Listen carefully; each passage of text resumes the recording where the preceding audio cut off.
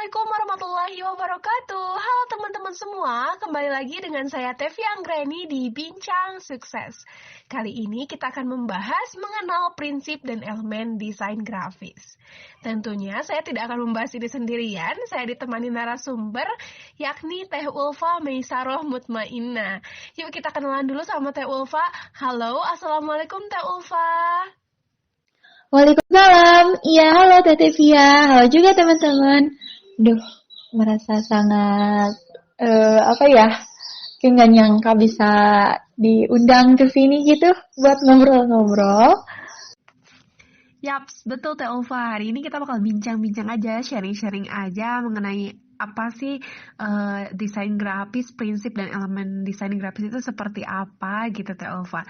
Tapi sebelum masuk ke sana, Teh Ulfa gimana nih kabarnya? Sehat-sehat Teh Ulfa? Alhamdulillah, luar biasa. Allahu Akbar ya. Alhamdulillah, sehat walafiat. Nah, gimana nih Teh Via? Sehat? Sehat dong ya pasti. Mudah-mudahan sehat seterusnya. Barakallah, Alhamdulillah kalau Teh Ulfa sehat. Iya betul, saya juga sehat. Insya Allah ya sehat ke depannya. Amin. Ya Allah ya Rabbal Alamin. Kita lanjut aja ya, kita berbincang-bincang, kita ke intinya saja. Pasti teman-teman juga udah agak sabar nih untuk mengupas habis tentang judul kita. Nah, yang pertama nih, aku mau nanyain dulu dong Teh Ulfa. Sebenarnya desain grafis itu apa sih Teh Ulfa? Oh, desain grafis ya. Desain itu kan rancangan ya, Teh. Berarti desain grafis itu rancangan grafis. Nah, menurut aku desain grafis itu merupakan media ataupun perantara ya untuk kita menyampaikan ide, pesan, ataupun persepsi kepada khalayak umum berupa elemen visual. Nah, untuk elemen visualnya ini bisa berupa tipografi, fotografi, ilustrasi, atau bentuk tulisan, bisa juga gambar ya kayak gitu. Nah, dalam desain grafis juga, sebuah teks bisa dianggap menjadi gambar karena merupakan hasil abstraksi simbol-simbol yang bisa dibunyikan. Nah, jadi teks juga bisa masuk ke dalam gambar ya, dalam desain grafis. Nah, selain itu, menurut aku desain grafis itu sebuah seni lukis. Kenapa disebut sebuah seni lukis? Karena desain grafis ini kita bisa menciptakan ataupun mengatur elemen, bisa menciptakan dan juga mengatur elemen rupa seperti ilustrasi, foto, tulisan, dan garis, dan lainnya. Jadi, disebut seni itu karena kita tuh harus mengatur elemen-elemen visual yang ada, elemen rupa. Nah, untuk menyampaikan pesan kepada masyarakat. Nah, dengan mengatur itu kan kita membutuhkan imajinasi ya, Teh. Nah, membutuhkan imajinasi agar gimana sih pesan ataupun persepsi kita yang mau kita sampaikan kepada masyarakat itu bisa tersampaikan. Gitu. Nah, mungkin kalau secara hematnya ya, kalau misalkan secara singkatnya itu berarti menurut aku desain grafis itu kayak sebuah proses komunikasi menggunakan elemen visual gitu Teh. Ya, elemen visualnya itu banyak ya tadi udah disebutin. Mungkin kayak gitu Teh. Oke, jadi desain grafis itu kalau menurut Teh Ulfa itu sebagai proses komunikasi dengan media elemen visual seperti itu ya Teh Ulfa. Nah, oke kita lanjut nih ke pertanyaan selanjutnya. Tadi kan kita berbicara tentang apa itu desain grafis setelah dipaparkan seperti itu ya. Nah, sekarang apakah ada prinsip serta elemen tertentu dalam desain grafis itu? Boleh dong Teh Ulfa diberitahukan kepada kita semua kalau ada prinsip serta elemennya. Untuk prinsip desain grafis ya Teh. Untuk prinsip desain grafis ini banyak yang berpendapat ya. Ada yang bilang 7, ada yang bilang ada 8. Nah, kita ambil yang 8 aja ya biar yang 7 juga ke bawah ya Teh. Nah, jadi teman-teman dalam desain grafis itu ada 8 prinsip utama yang perlu kita perhatikan. Di antaranya itu ada kesatuan, keseimbangan, proporsi, penekanan, irama, kesederhanaan, kejelasan, dan juga ruang. Nah, pasti kan teman-teman bingung, apa itu, maksudnya tuh kesatuannya tuh kayak gimana, terus keseimbangan tuh kayak gimana.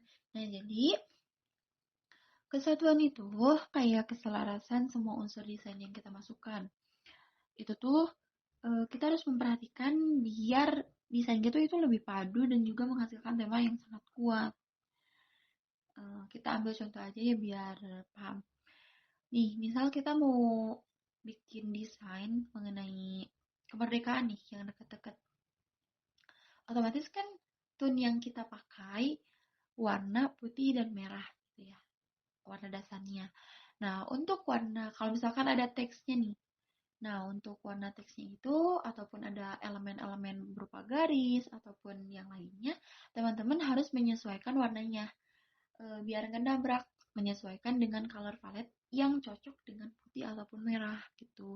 Nah, jadi menyatu si warnanya itu, nggak bikin sakit mata kalau misalkan dibuat gitu. Nah, selain itu kan kalau di poster itu biasanya ada font. Nah, fontnya itu harus menyesuaikan juga teman-teman. Nih, misalkan kemerdekaan fontnya harus tegap, tegas. Bukan menyesuaikan, bukan nggak boleh yang sambung, bukan kayak gitu. Tapi teman-teman harus menyesuaikan. Ini cocok nggak kalau misalkan kata-kata gini, fontnya kayak gini gitu. Terus warnanya juga. Nah, sehingga desain kita itu lebih menyatu dan enak dilihat gitu teman-teman. Nah, selanjutnya itu tadi ada keseimbangan ya.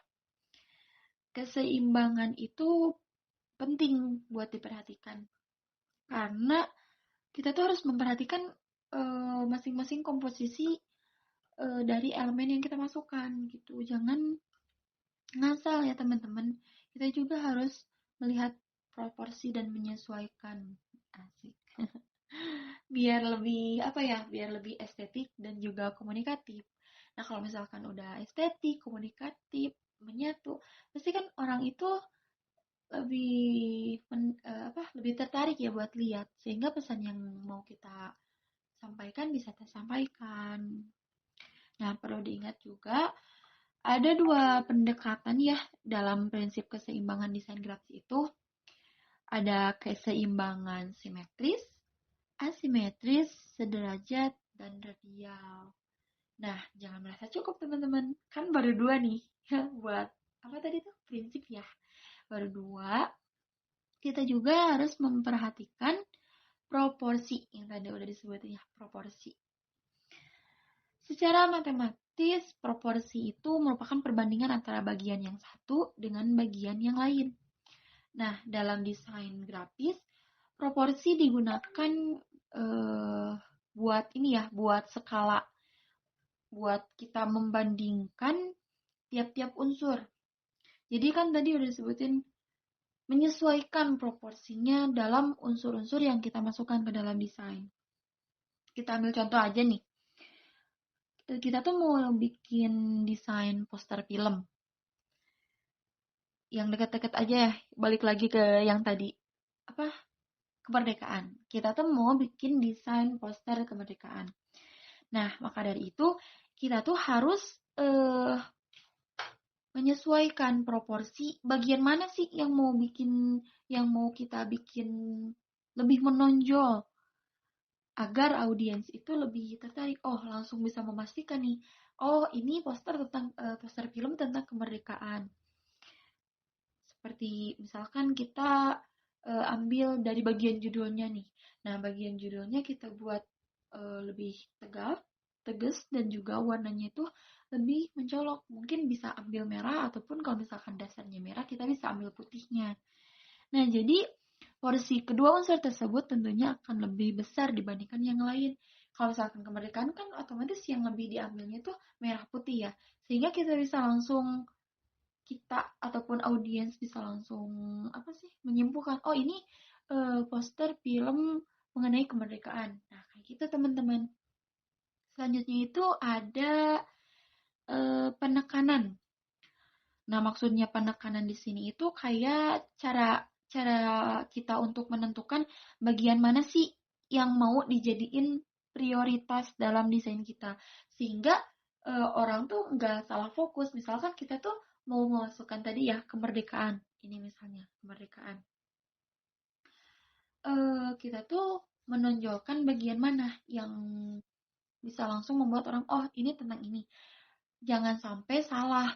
Kalau misalkan kita ngasal ya teman-teman, takutnya hal yang tadinya sebagai bantuan ataupun pelengkap tapi jadi lebih menonjol, sehingga pesan yang mau kita sampaikan itu tidak tersampaikan dengan jelas. Jadi menimbulkan ambiguities ya buat para audiensnya gitu. Jangan sampai kayak gitu teman-teman. Nah,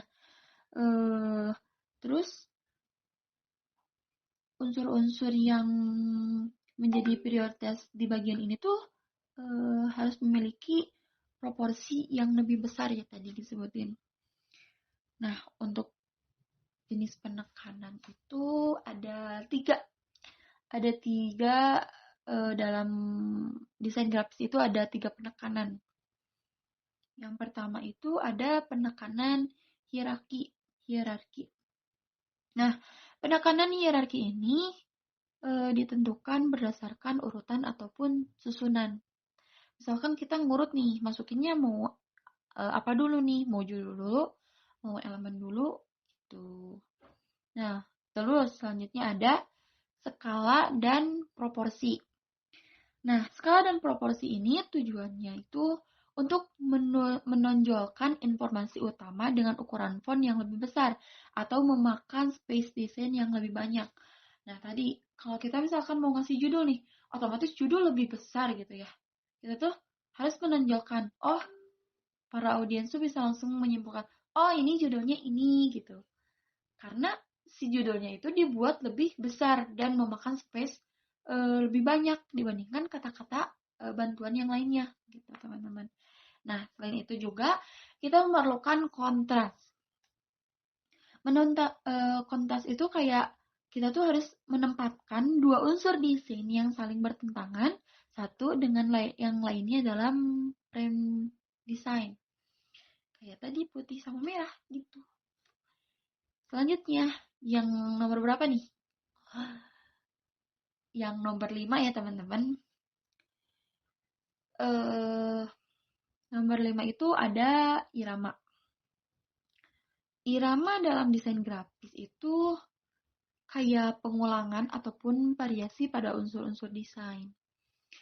Irama bisa dihasilkan dari pengulangan unsur-unsur yang sama ataupun konsisten dari awal sampai akhir, warnanya misalkan kayak gitu. Ataupun kita mau bisa pengulangan unsur-unsur, kayak kita misalkan mau masukin garis nih di sebelah kanan, kita juga bisa masukin garis juga di sebelah kiri. Ataupun mau terus di kanan juga nggak apa-apa teman-teman kayak gitu. Nah, ataupun mau masukin unsur-unsur yang berbeda dari segi bentuk, ukuran, posisi, yang lainnya juga itu boleh banget teman-teman, sehingga membentuk pola yang berirama. Nah, irama juga dapat membuat pandangan audiens bergerak dari satu pola ke pola lainnya, sehingga si audiens ini apa ya, tercipta aliran pandangan saat melihat desain yang kamu buat, yang kita buat. Jadi lebih menarik gitu ya, lihat pola ini, wah ini menarik. Jadi bisa menyesuaikan aja sesuai dengan minat teman-teman nih, mau menyimpan unsurnya di sebelah mana, mau konsisten ataupun mau berubah, itu boleh banget ya teman-teman. Selanjutnya itu kesederhanaan ya. Nah teman-teman, pasti teman-teman langsung connect nih, kesederhanaan maksudnya kemana? Nah, iya bener banget, kesederhanaan itu ya desainnya sederhana, nggak terlalu berlebihan dalam menempatkan ataupun memasukkan suatu unsur, nggak kurang juga gitu. Nah, prinsip kesederhanaan ini mengandung tujuan hasil desain.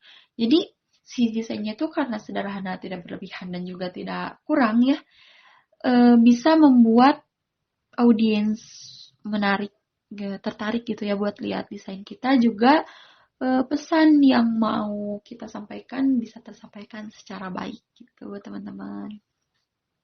Yang nomor 7 itu kejelasan teman-teman. Kejelasan dalam desain itu sangat penting ya teman-teman, karena biar desain kita itu tidak mengandung ambigu ataupun arti ganda. Jadi kita tuh harus bisa eh, menitik atau tadi menonjolkan bagian mana nih eh, yang mau kita sampaikan, pesan apa nih. Pesannya itu harus jelas, singkat, padat, jelas gitu.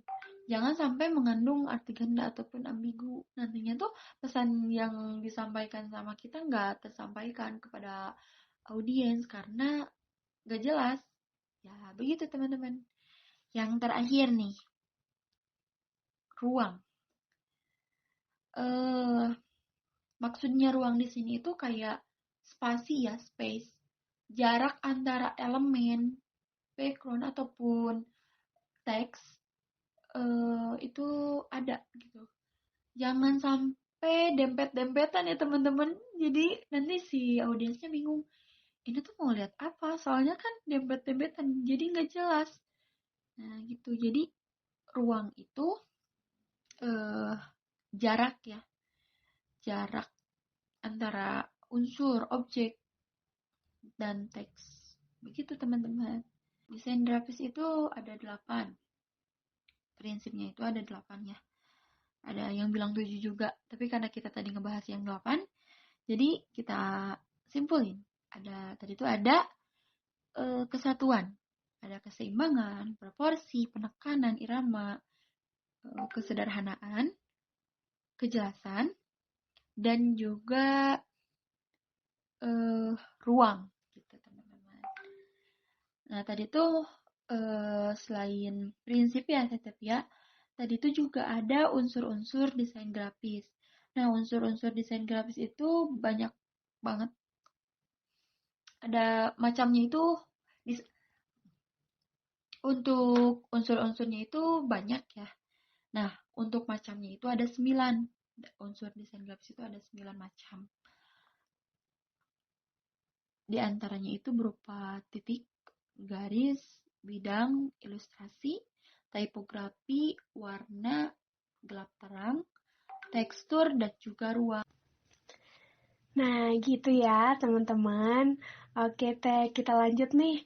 Sebenarnya, apakah keahlian dalam software itu diperlukan, Teh, agar dapat mengaplikasikan desain grafis tersebut gitu, Teh? Menurut aku ya, keahlian software itu diperlukan. Tapi kalau misalkan teman-teman mau belajar desain dan belum punya keahlian dalam software, teman-teman bisa belajar secara otodidak ataupun mau nyari tutor juga nggak apa-apa ya teman-teman. Ini pengalaman aku. Dulu aku juga nggak bisa, tapi aku otodidak nih. Terus minimal basicnya itu teman-teman paham mau menggunakan software apa nih buat ngedesainnya. Misalkan mau pakai Adobe Illustrator, itu boleh banget ya teman-teman. Ataupun itu terlalu berat, teman-teman bisa mulai dari Canva dulu ya teman-teman. Canva juga bagus, itu fiturnya bagus ya. Nggak promosi nih teman-teman. Ya pokoknya tuh keahlian software itu diperlukan ya teman-teman. Tapi yang sangat diperlukan itu kayak kemauan dari dalam diri kita gitu. Nanti juga kalau misalkan mencoba belajar terus bisa kita bisa ahli gitu teman-teman. Selain itu juga ada beberapa skill mungkin yang harus dimiliki sebagai desain grafis. Kayak kita tuh harus tadi ya kita harus menguasai prinsip desain yang tadi ya yang ada 8 gitu teman-teman. Selain itu juga kita harus tahu tipografi yang sesuai dengan yang mau kita masukin ke dalam desain grafis. Jadi karena desain grafis itu tipografi itu sangat penting ya dalam desain grafis. Dan itu tuh sangat mempengaruhi audiens buat membaca gitu. Selain itu juga kita harus tahu tools desain yang kita gunakan. Terus ide itu sangat penting teman-teman. Percaya deh kalau misalkan mau ngedit, mau bikin poster, mood kita jelek, desainnya tuh pasti jelek. Dan kita tuh misalkan lagi buntu nih nggak punya ide. Wah itu kacau banget ya teman-teman. Pokoknya tuh kalau misalkan mau ngedesain ya teman-teman tenang, harus punya ide. Kalau misalkan ada ide, jangan lupa ditulis dulu. Karena ide tuh sewaktu-waktu suka datang dan hilang gitu. Di ghosting. Pokoknya tuh teman-teman harus siap. Kalau misalkan ada ide nih, langsung ditulis aja. Mau ditulis, mau diketik, bebas. Pokoknya tuh harus disimpan. Nah, terus juga dengan mood yang baik ya teman-teman. Jangan terpaksa. Nantinya tuh posternya juga kayak maksa. Gitu teman-teman. Selain itu, kreatif ya. Itu jangan terlewat. Kita tuh harus kreatif memasukkan unsur, memposisikannya juga. Itu menyesuaikan sehingga pesan yang mau kita sampaikan itu bisa tersampaikan dengan baik. Selain itu juga komunikasi, gimana sih cara berkomunikasi dengan halayak umum lewat lewat desain visual ini. Gitu teman-teman. Mungkin kalau ini bisa apa ya? Kembali lagi sih buat keahlian emang perlu banget.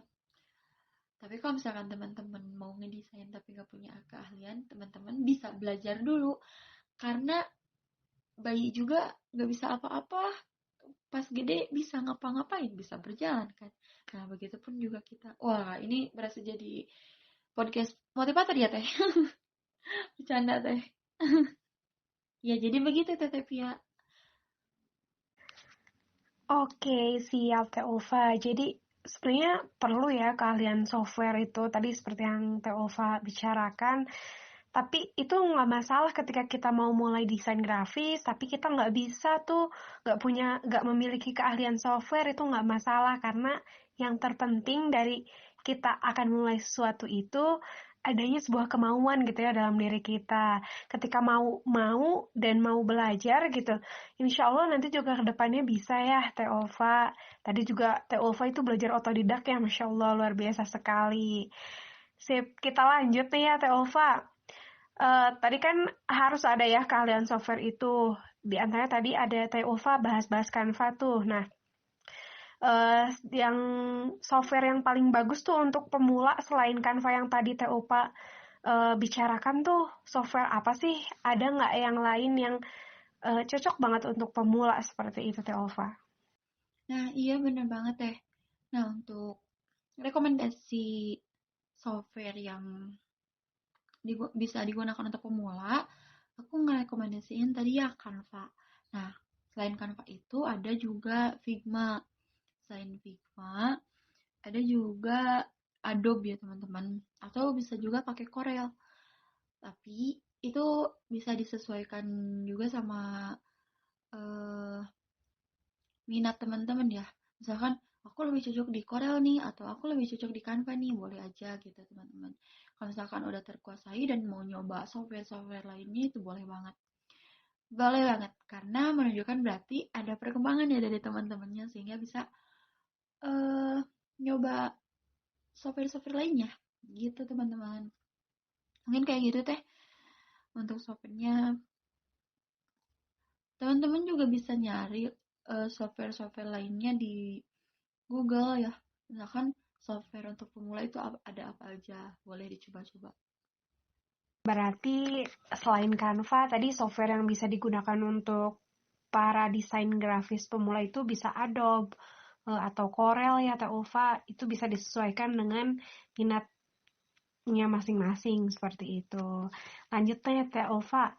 Nah, kalau apa sih manfaat bagi kita jika kita itu mempelajari tentang desain grafis tersebut gitu, Teh Ulfa?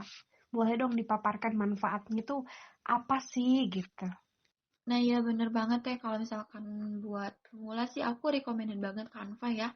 Soalnya tuh Adobe emang di aku tuh cukup berat ya karena emang fiturnya tuh banyak banget. Jadi sekali 2 kali tuh kayak nggak cukup buat belajarnya. Tapi kalau misalkan teman-teman mau belajar Adobe juga langsung nggak apa-apa.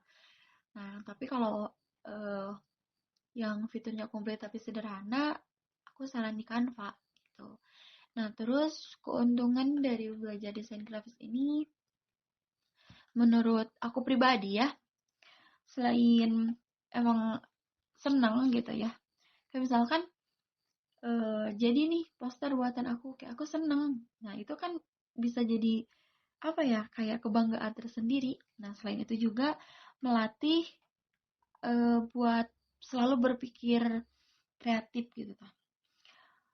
Soalnya kan kita tuh kalau misalkan ngedesain harus tadi kan harus bisa berpikir gimana sih cara komunikasi lewat elemen visual yang baik gitu. Terus gimana sih cara biar eh, pesan ataupun prinsip kita yang mau kita sampaikan itu tersampaikan dengan baik. Nah, gitu. Dengan begitu kan secara otomatis kita harus berpikir ya, teman-teman. Nah, itu menurut aku kita jadi mau tidak mau selalu berpikir kreatif gitu. Nah, selain itu juga kan ada beberapa orang yang kadang tidak bisa menyampaikan ataupun menyalurkan pendapatnya secara langsung gitu ya, dengan langsung ngobrol gini-gini. Ada yang lebih ya kayak orang yang lebih tertutup gitu. Nah, desain grafis ini bisa menjadi sarana buat teman-teman yang nggak bisa ngomong langsung. Kayak misalkan suka apa sih, nggak suka minder ataupun takut nggak didengerin. Nah, teman-teman bisa lewat desain grafis ini teman-teman bisa menyampaikan ide ataupun eh, apa sih, pendapat teman-teman itu. Jadi kayak bisa apa ya, lebih mengekspresikan diri lewat desain grafis gitu. Terus juga kan ya bisa mengekspresikan diri kita gitu, mengekspresikan tanpa mengeluarkan suara lewat elemen visual. Keren banget kan teman-teman. Terus juga bisa mempercepat proses pekerjaan. Ya, misalkan kita mau nyebarin ini nih, mau nyebarin kegiatan, selebaran kegiatan nih. Kalau misalkan kita ngomong langsung kan ke orang-orang satu-satu memakan waktu yang lama gitu. Nah, kalau misalkan lewat desain grafis kita tinggal buat posternya, lalu kita tinggal sebar. Kan itu mempercepat pekerjaan juga ya, teman-teman. Terus juga kita bisa membuat eh, karya seni yang bisa dinikmati banyak orang ya, meskipun itu kan misalkan tadi tujuannya buat poster apa gitu, tapi kan bisa dinikmati sehingga selain kita bisa apa sih, kita memiliki kebanggaan tersendiri, terus juga hasil karya kita bisa dinikmati orang lain, terus juga satu lagi kita bisa apa ya, mengekspresikan diri kita tanpa berbicara.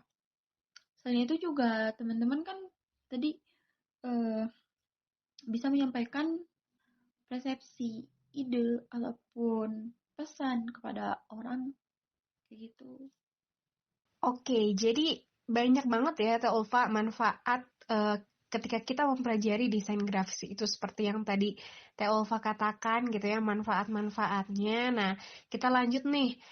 Untuk memaksimalkan prinsip serta elemen desain grafis yang tadi sudah dibahas, hal apa sih yang harus dihindari ketika kita mengaplikasikan desain grafis tersebut?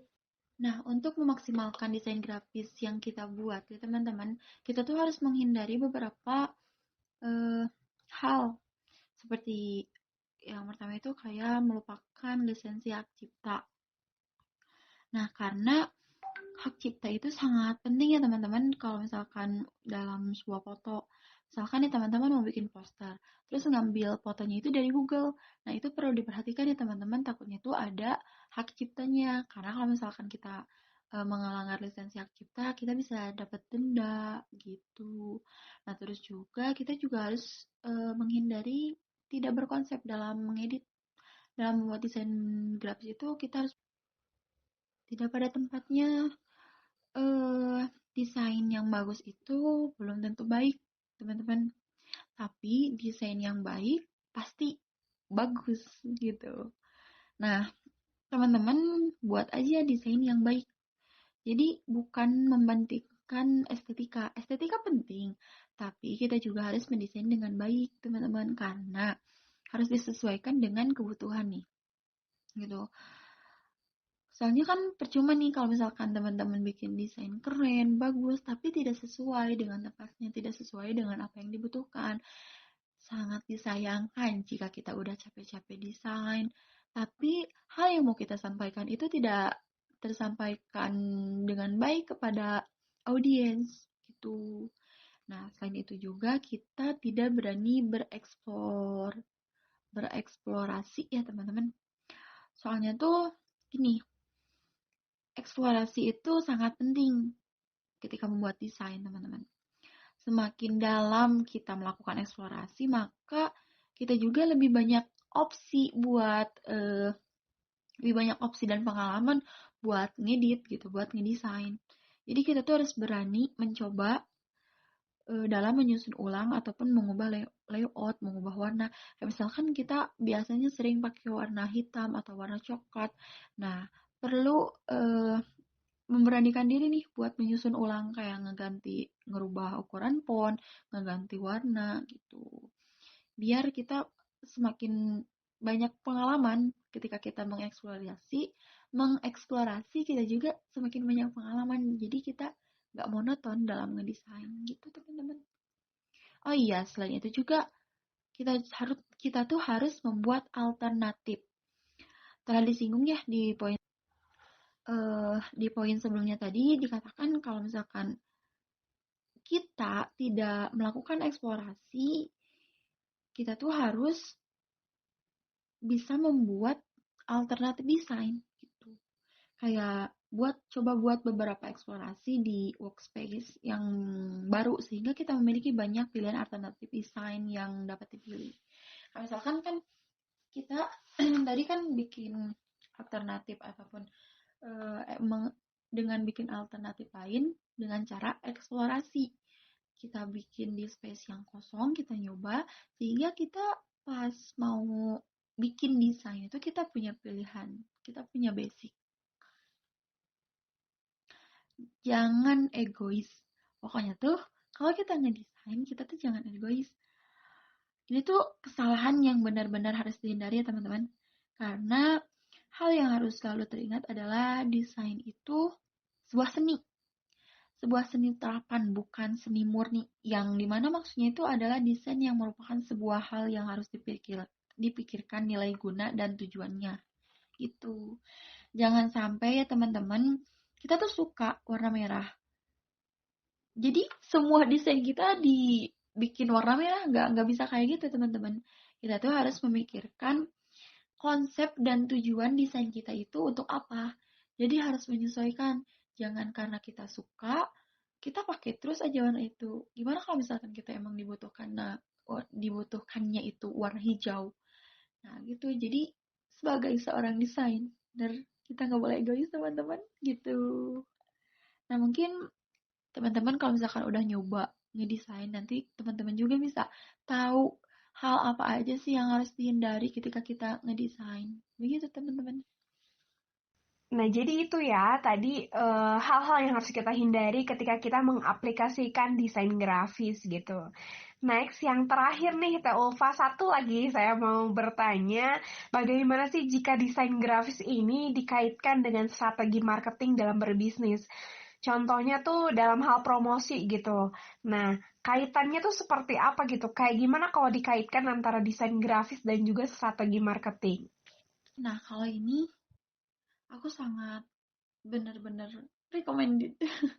Karena menurut aku itu tuh suatu hubungan yang sangat bagus. Kayak misalkan kita menghubungkan bisnis kita dengan desain grafis sebagai bentuk promosi.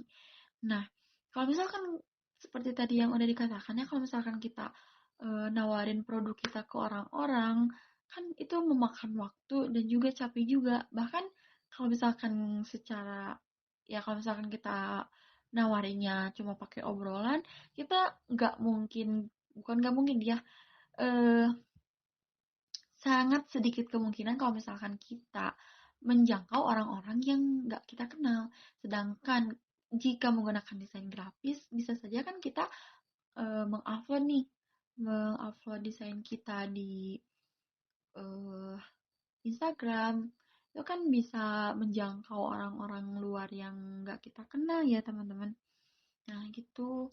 Jadi selain itu juga dengan desain grafis yang bagus dan juga menarik sesuai dengan produk kita, wah itu bisa menjadi ketertarikan bagi orang-orang untuk membeli produk kita. Karena menurut aku ya desain yang bagus itu bisa menyampaikan ataupun eh, mengiklankan tanpa kita tuh berbicara banyak, tanpa mengobrol panjang, tapi pesan yang mau kita sampaikan tuh dapet gitu. Menurut aku itu bagus banget dan wajib banget buat teman-teman yang punya bisnis. Nah, mau promosi, wah itu desain bagus banget. Pokoknya tuh recommended. Kayak gitu teman-teman.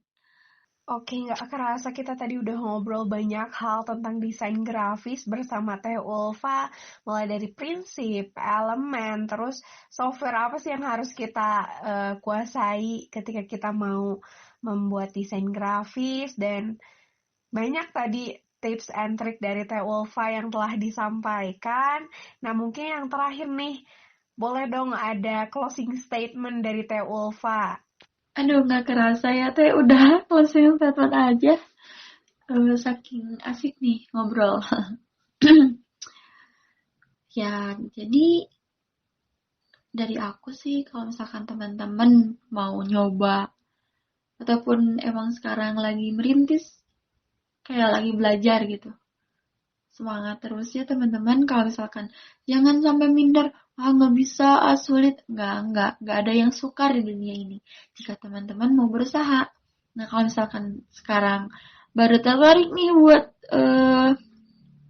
bikin desain grafis, nah teman-teman bisa langsung belajar, bisa langsung nyari ke orang yang emang teman-teman kenal dan dia bisa, tanyain aja ke sana. Kalau misalkan bingung, nggak bisa nanya ke orang, tanya aja ke YouTube. Kan sekarang mudah ya, gampang langsung diakses gitu. Tadi kan juga kita udah belajar ya beberapa prinsip, terus juga unsur, dan lainnya. Nah, kalau misalkan emang tadi pembahasannya kurang jelas ataupun masih bingung untuk dicerna dan dipahami, teman-teman bisa searching lagi atau nyari-nyari dari orang lain ya, pendapat orang lain juga, ataupun dari Google, dari YouTube, itu bisa banget. Ataupun mau langsung ditanya-tanya, kita ngobrol sharing-sharing lagi, boleh langsung aja DM ya teman-teman. Itu jadi promosi, nggak ada yang bercanda. Ya intinya tuh kayak gitu, tetap semangat, gak ada yang suka di dunia ini. Teman-teman bisa belajar dan insya Allah pasti bisa kayak gitu, semangat. Oh iya, kalau misalkan ada kesalahan kata ataupun ketypoan obrolan aku, gak ada typo ya dalam ngobrol, bercanda deh. Ya pokoknya tuh minta maaf ya kalau misalkan tadi ada salah-salah kata. Terus juga kalau misalkan informasi yang diberikan, sharing-sharing yang diberikan tadi kurang dipahami ataupun kurang jelas, mohon maaf banget teman-teman. Terakhir, semangat terus. Wah, ya Allah, terima kasih Teh Ulfa atas closing statement-nya. Nah, itu dia teman-teman. Gak kerasa kita tadi udah berbincang banyak terkait desain grafis, dan banyak sekali pembelajaran yang kita dapetin dari bincang-bincang tadi. Terima kasih banyak Teh Ulfa sudah bersedia menjadi narasumber di Bincang Sukses kali ini. Dan untuk teman-teman, terima kasih banyak sudah setia mendengarkan Bincang Sukses sampai detik ini, dan kita ketemu di Bincang Sukses selanjutnya. Saya Tevi Anggraini, pamit undur diri. Wassalamualaikum warahmatullahi wabarakatuh.